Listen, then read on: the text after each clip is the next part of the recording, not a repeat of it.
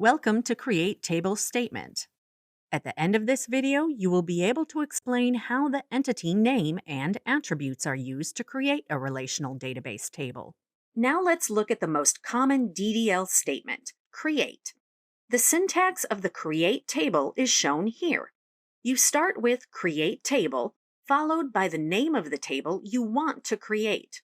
Then enclose the rest of the statement inside a pair of parentheses or round brackets. Each row inside the parentheses specifies the name of a column, followed by its data type and possibly some additional optional values that we will see later. Each attribute or column definition is separated by a comma. For example, if we want to create a table for provinces in Canada, you would specify create table provinces, open parentheses, ID car, 2, primary key, not null, comma, name varchar, 24, close parentheses.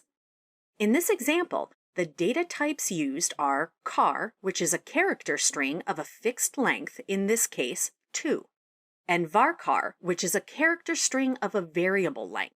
In this case, the variable character field can be up to 24 characters long. Issuing this statement would create a table in the database with two columns. The first column, ID, for storing the abbreviated two-letter province shortcodes, such as AB, BC, etc. And the second column, called name, for storing the full name of the province, such as Alberta, British Columbia, etc. Now let's look at a more elaborate example based on the library database. This database includes several entities such as author, book, borrower, etc. Let's start by creating the table for the author entity. The name of the table will be author, and its attributes such as author_ID, first name, last name, etc. will be the columns of the table. In this table, we will also assign the author_ID attribute as the primary key, so that no duplicate values can exist. Recall, the primary key of a relational table uniquely identifies each tuple or row in a table. To create the author table, issue the following command. Create table author, open parentheses, author_ID, car2, primary key not null, comma, last name varchar, 15, not null, comma, first name varchar, 15, not null, comma, email varchar, 40, comma, city varchar, 15, comma, country car, 2, close parentheses.